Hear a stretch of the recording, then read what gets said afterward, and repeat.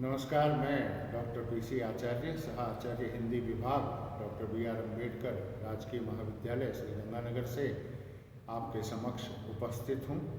हिंदी साहित्य में गद्य परंपरा के प्रवर्तन की हम बात करते आ रहे हैं।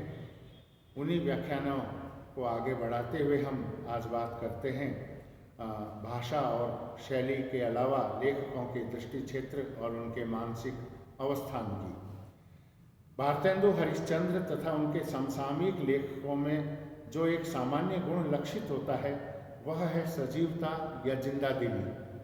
सब में हास्य या विनोद की मात्रा थोड़ी बहुत पाई जाती है। राजा शिव प्रसाद और राजा लक्ष्मण सिंह भाषा पर अधिकार रखने वाले पर झंझटों से दबे हुए स्थिर प्रकृति के लेखक थे। उनमें वह चपलता, स्वच्छंदता और उमंग नहीं पाई जाती जो हरिश्चंद्र मंडल के लेखकों में दिखाई पड़ती है। शिक्षित समाज में संचारित भावों को भारतेंदु के सहयोगियों ने बड़े अनुरंजनकारी रूप में ग्रहण किया। सबसे बड़ी बात स्मरण रखने की यह है कि उन पुराने लेखकों के हृदय का मार्मिक संबंध भारतीय जीवन के विविध रूपों के साथ पूरा बना था। भिन्न भिन्न ऋतुओं में पड़ने वाले त्यौहार उनके मन में उमंग उठाते थे। परंपरा से चले आते हुए आमोद प्रमोद के मेले उनमें कुतूहल जगाते और प्रफुल्लता लाते थे।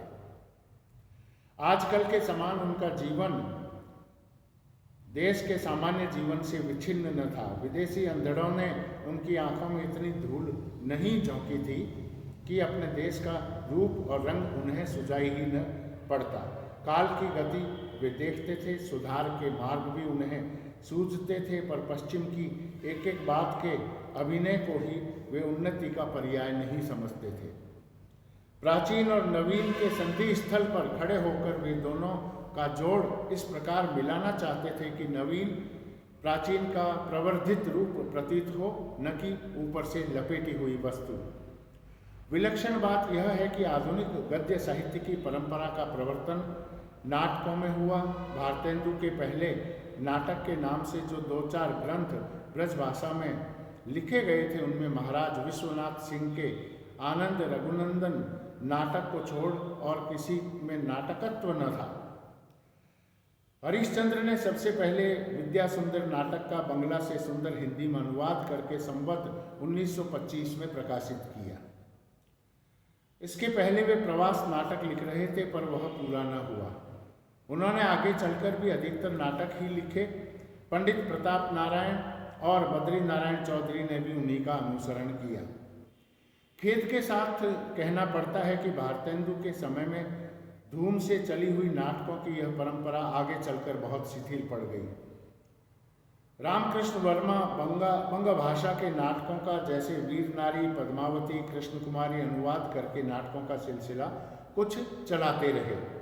इस उदासीनता का कारण उपन्यासों की और दिन दिन बढ़ती हुई रुचि के अतिरिक्त अभिनयशालाओं का अभाव भी कहा जा सकता है। अभिनय द्वारा नाटक की और रुचि बढ़ती है और उनका अच्छा प्रचार होता है। नाटक दृश्य काव्य है, उनका बहुत कुछ आकर्षण अभिनय पर अवलंबित रहता है।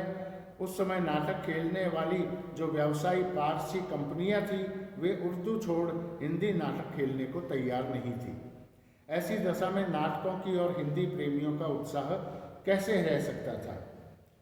नाटकों के ही बात को हम आगे बढ़ाएंगे अगले व्याख्यान में। तब तक आप सबको बहुत बहुत शुभकामनाएं। सजग रहें, सतर्क रहें, स्वस्थ रहें। जय हिंद।